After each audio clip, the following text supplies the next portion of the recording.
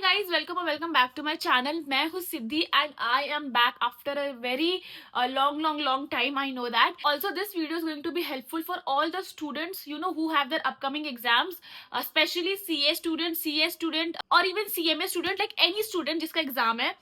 So this video is about how to attempt an entire 100 marks of paper.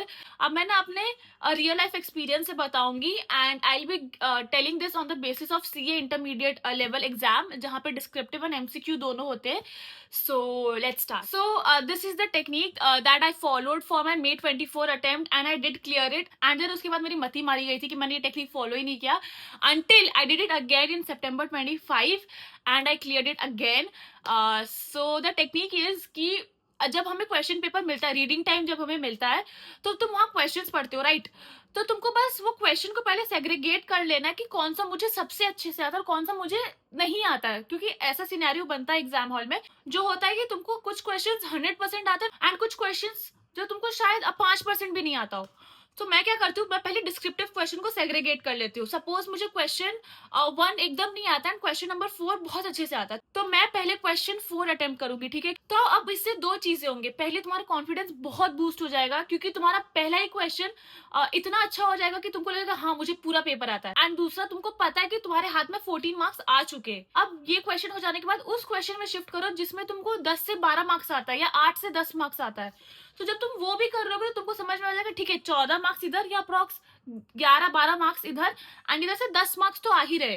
तो 22 से 23 marks तुम्हारे हाथ में आ चुके हैं. तो डिस्क्रिप्टिव का यही पैटर्न रखना, जो क्वेश्चन तुमको एकदम नहीं आता उसको एकदम एंड में करना. 3 घंटे के पेपर में डिस्क्रिप्टिव को 2 घंटा देना, एमसीक्यू को 1 घंटा देना क्योंकि केस स्टडीज में टाइम लगता है. Now how I tackle MCQs in the exam. तो जब मुझे पहले एमसीक्यू का शीट मिलता है ना, तो केस स्टडी में छोड़ देती हूँ, बट जो डायरेक्ट क्वेश्चंस होते हैं, जो 1 मार्क 2 मार्क के क्वेश्चंस होते हैं जो डायरेक्ट है, except for the case study, वो मैं पहले करके हटा देती हूँ 10 से 15 मिनट में, क्योंकि वो ज्यादा नहीं होते, 2 से 3 ही होते. 10-15 मिनट भी नहीं लगता, 5 से 10 मिनट लगता होगा अगर कॉन्सेप्ट पता है तो मैं पहले वो कर लेती हूँ. सो 2 से 2.5 घंटे के बीच में हमने वो डिस्क्रिप्टिव वाला पैटर्न फॉलो कर लिया एंड उससे हमारा डिस्क्रिप्टिव पूरा 60 मार्क्स कवर हो गया. अब जो मेरा केस स्टडी है जो हार्डली 2 या 3 होता है डिपेंडिंग अपॉन द पेपर, तो उसके लिए तुम्हारे पास अप्रोक्स 30 to 45 मिनट्स है. वो कर दे clear. 30 to 45 minutes are sufficient to cover 2 case studies और 3 केस स्टडीज. क्योंकि ज्यादातर मैं क्या करती हूँ, मैं केस स्टडीज उतना इन डेप्थ नहीं पढ़ती हूँ. मैं पहले क्वेश्चन देख लेती हूँ क्या है एंड देन मैं केस स्टडी में जाती हूँ for searching for that line कि ठीक है ये जो क्वेश्चन में पूछा ये किस लाइन में लिखा हुआ है. पूरा केस स्टडी अगर तुम पढ़ोगे ना, तो जब तुम एंड पे आओगे तुम भूल जाओगे कि पहले हाफ में क्या था. तो फिर जब तुम क्वेश्चन देखोगे सारा तुम भूल जाओगे, तुमको वापस केस स्टडी पढ़ना पड़ेगा. तो मैं क्या करती हूँ, मैं पहले क्वेश्चन पढ़ती हूँ एंड देन फिर मैं केस स्टडी में जाती हूँ देखने के लिए कि ये जो क्वेश्चन है वो कौन सी लाइन में मेंशन्ड है. तो मैं वही लाइन के ऊपर के 2-3 लाइन या नीचे के 2-3 लाइन पढ़ती हूँ. एंड अगर तुम ऑडिट देख लो या कुछ देख लो तो मेजोरिटी क्वेश्चन स्ट्रेट फॉरवर्ड ही रहते हैं even in case studies. So this is just my technique of tackling descriptive as well as MCQ.